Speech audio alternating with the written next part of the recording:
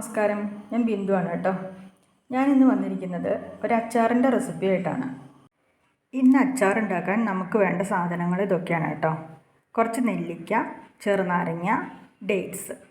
ഇത് മൂന്നും കൂടിയിട്ടുള്ള അച്ചാറാണ് ഞാനിന്ന് ഉണ്ടാക്കുന്നത്. ചെറുനാരങ്ങയുടെ പുളിയും നെല്ലിക്കയുടെ ചവർപ്പും ഈന്തപ്പഴത്തിൻ്റെ മധുരവും ഇതിൻ്റെ കൂടെ ഇഞ്ചിയും വെളുത്തുള്ളിയും വിനാഗിരിയും എല്ലാം കൂടി ചേരുമ്പോൾ നല്ല അടിപൊളി ടേസ്റ്റാണത്. അച്ചാറുണ്ടാക്കാൻ വേണ്ടി ആദ്യം തന്നെ ഈ നെല്ലിക്കയും ചെറുനാരങ്ങയും നമുക്ക് ഒന്ന് വേവിച്ചെടുക്കാം. നെല്ലിക്കയും ചെറുനാരങ്ങയൊക്കെ കഴുകി വൃത്തിയാക്കി ചീഞ്ചട്ടിയിലേക്ക് ഇട്ടു കേട്ടോ. നെല്ലിക്കയ്ക്കും നാരങ്ങയ്ക്കും അങ്ങനെ പ്രത്യേകിച്ച് കണക്കൊന്നുമില്ല. നമുക്ക് ഇഷ്ടമുള്ളത്ര നെല്ലിക്കയും ഇഷ്ടമുള്ള നാരങ്ങയൊക്കെ എടുക്കാം. ഇതിലേക്ക് ഞാൻ 1/2 ഗ്ലാസ് വെള്ളം ഒഴിച്ച് കൊടുക്കുന്നുണ്ട്. കുറച്ച് വെള്ളം ഇതിലേക്ക് ഒഴിക്കണ്ടു. ഇനി നമുക്കിത് അടുപ്പത്ത് വെച്ചിട്ട് ചെറുതായിട്ടൊന്ന് വേവിച്ചെടുക്കാം. എൻ്റെ കയ്യിലുള്ള ഡേറ്റ്സ് അപ്പോൾ ചെറുതായിട്ട് അതൊന്ന് ഉണങ്ങിയ പോലെ തോന്നുന്നുണ്ട്. അപ്പോൾ ഞാൻ കുറച്ച് നേരം അത് വെള്ളത്തിൽ കുതിർത്തി ഇടുന്നുണ്ട്. ഡേറ്റ്സിൻ്റെ എണ്ണം കുറച്ച് കൂടി അല്ലെങ്കിൽ കുറച്ച് കുറഞ്ഞു എന്നൊന്നും വിചാരിച്ചിട്ട് പ്രത്യേകിച്ച് കുഴപ്പമൊന്നുമില്ല. കുറവേ ഉള്ളൂ എന്നുണ്ടെങ്കിൽ കുറവ് എടുക്കാം, അല്ല നിങ്ങൾക്ക് കൂടുതൽ ഡേറ്റ്സ് ചേർക്കുന്നത് ഇഷ്ടമാണെങ്കിൽ കൂടുതൽ ഡേറ്റ്സ് ചേർക്കാം. ഇത് നന്നായി തിളച്ചു. പിന്നെ ചെറുതായിട്ടൊന്ന് ഇളക്കിയിട്ട് കൊടുക്കാം. എല്ലാ ഭാഗവും ഒരുപോലെ ഒന്ന് വെന്ത് കിട്ടാൻ വേണ്ടിയിട്ടാണ്. ഇടയ്ക്കിടയ്ക്ക് ഒന്നിങ്ങനെ ഇളക്കിയിട്ട് കൊടുക്കാം. നെല്ലിക്കയും ചെറുനാരങ്ങയും നന്നായി വെന്ത് കിട്ടി. ഒഴിച്ചു കൊടുത്ത വെള്ളം മുഴുവനും വറ്റിയിട്ടോ. ഞാനിത് തണുക്കാൻ വേണ്ടി വേറൊരു പാത്രത്തിലേക്ക് മാറ്റി വെച്ചു കേട്ടോ. ഇനി ഇതിവിടെ ഇരുന്ന് തണുക്കട്ടെ. അപ്പോഴേക്കും നമുക്ക് കുറച്ച് ഇഞ്ചിയും വെളുത്തുള്ളിയും നന്നാക്കി എടുക്കാം. ഞാൻ കുറച്ച് ഇഞ്ചിയും വെളുത്തുള്ളിയും നന്നാക്കി എടുത്തു. ഇനി ഇത് അരച്ചെടുക്കാം. അരച്ചെടുക്കുന്നത് എന്തിനാണെന്ന് വെച്ചാൽ അച്ചാറിന് കുറച്ച് ഗ്രേവി കിട്ടാൻ വേണ്ടിയിട്ടാണ് ഇഞ്ചിയും വെളുത്തുള്ളിയും അരച്ചെടുക്കുന്നത്. നിങ്ങൾക്കിത് നുറുക്കിയിടുന്നതാണ് ഇഷ്ടം എന്നുണ്ടെങ്കിൽ ഇഞ്ചിയും വെളുത്തുള്ളിയും നീളത്തിൽ നുറുക്കിയിടുക, അല്ലെങ്കിൽ ചെറിയ കഷ്ണങ്ങളാക്കി നുറുക്കിയിടുക ചെയ്യാം കേട്ടോ. വേവിച്ച നെല്ലിക്ക ഇങ്ങനെ അല്ലി അടർത്തി വെച്ചിട്ടുണ്ട് കേട്ടോ.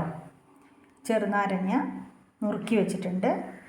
അതുപോലെ ഡേറ്റ്സും നുറുക്കി വെച്ചിട്ടുണ്ട്. അതിൻ്റെ കുരുവൊക്കെ കളഞ്ഞ് ഇതുപോലെ പിച്ചി എടുത്ത് വെച്ചിട്ടുണ്ട്. ഇഞ്ചിയും വെളുത്തുള്ളി അരച്ച് വെച്ചിട്ടുണ്ട്.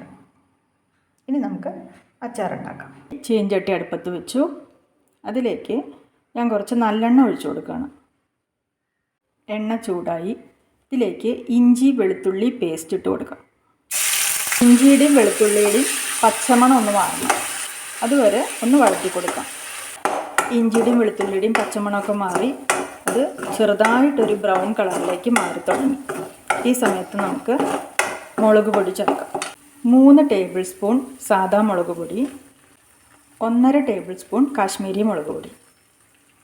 ഇനി ഇത് നന്നായിട്ട് ഇളക്കി കൊടുക്കാം. മുളക് പൊടിയുടെ പച്ചമണം ഒന്ന് മാറട്ടെ കേട്ടോ. മുളക് പൊടിയുടെ പച്ചമണമൊക്കെ മാറി. സ്റ്റൗ സിമ്മിലിട്ടിട്ട് വേണം മുളക് പൊടി ചേർത്ത് കൊടുക്കാൻ കേട്ടോ. ഇനി ഇതിലേക്ക് 1/2 കപ്പ് വിനാഗിരി, സൊർക്ക എന്ന് പറയും, പിന്നെ 1 കപ്പ് വെള്ളം ഇത്രയും ചേർത്തിട്ട് നന്നായി ഇളക്കി ഇത് മിക്സ് ചെയ്യണം. ഇതിലേക്ക് ആവശ്യത്തിന് ഉപ്പിട്ട് കൊടുക്കാം. ഇനി ഇത് നന്നായിട്ടൊന്ന് തിളയ്ക്കട്ടെ. ഇത് നന്നായി തിളച്ചു. ഇത് കുറച്ച് നേരം നമ്മളിങ്ങനെ തിളപ്പിക്കണം കേട്ടോ.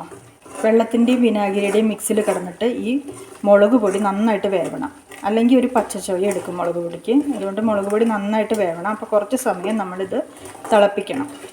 സ്റ്റൗ മീഡിയത്തിൽ വെച്ചിട്ട് ഒരു 5 മിനിറ്റ് നമുക്ക് തിളപ്പിക്കാം കേട്ടോ. ഇതിലേക്ക് 1 ടീസ്പൂൺ കായപ്പൊടി ചേർത്ത് കൊടുക്കാം. നന്നായിട്ട് ഇളക്കി കൊടുക്കാം. എന്നിട്ടിത് കായപ്പൊടിയും ഇതിൽ കിടന്നൊന്ന് വേവട്ടെ. ഇത് നന്നായിട്ട് തിളച്ചു. മുളക് പൊടിയൊക്കെ നന്നായി വെന്തു. ഇനി നമുക്കിതിലേക്ക് അച്ചാറിൻ്റെ കഷ്ണങ്ങളെല്ലാം ചേർത്ത് കൊടുക്കാം.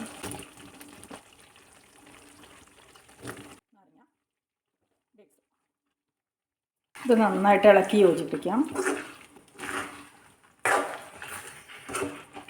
ഇനി തണുത്തതിന് ശേഷം നമുക്കിതിലേക്ക് ഉലുവ വറുത്ത് പൊടിച്ചത് ചേർത്ത് കൊടുക്കണം കേട്ടോ.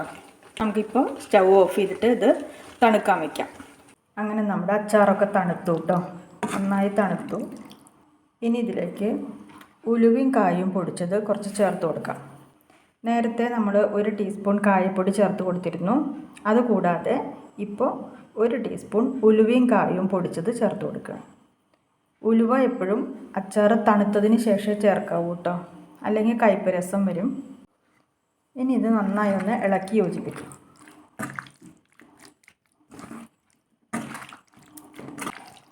അപ്പോൾ നിങ്ങൾ അച്ചാർ ചൂടാറുന്നതിന് മുമ്പ് തന്നെ അതിൻ്റെ ഉപ്പൊക്കെ നോക്കുക. ഉപ്പ് പോരാന്ന് തോന്നുകയാണെങ്കിൽ കുറച്ച് ഉപ്പ് പൊടി ചേർത്ത് ഇളക്കി വയ്ക്കുക. അത് ചൂടാറുന്നതിന് മുമ്പ് ചെയ്യണം കേട്ടോ, എന്നാലേ അത് പാകാവുള്ളൂ. ഇനി നമ്മൾ ഈ അച്ചാർ നല്ല ഉണങ്ങിയ പാത്രത്തിലേക്ക് മാറ്റി വയ്ക്കണം. വെള്ളം നനവ് ഒട്ടും ഇല്ലാത്തൊരു പാത്രത്തിലേക്ക് നമ്മൾ ഈ അച്ചാർ മാറ്റി വയ്ക്കണം കേട്ടോ. അപ്പോൾ നിങ്ങൾക്ക് ഈ വീഡിയോ ഇഷ്ടമായി എന്നുണ്ടെങ്കിൽ ലൈക്ക് ചെയ്യുക, ഷെയർ ചെയ്യുക, കമൻറ്റ് ചെയ്യുക. പിന്നെ എൻ്റെ ചാനൽ സബ്സ്ക്രൈബ് ചെയ്യാൻ മറക്കല്ലേ. ബെൽ ബട്ടൺ കൂടി ഒന്ന് പ്രസ് ചെയ്യണം കേട്ടോ. അപ്പോൾ അടുത്ത വീഡിയോയിൽ കാണുന്നത് വരെ എല്ലാവർക്കും നന്ദി, നമസ്കാരം.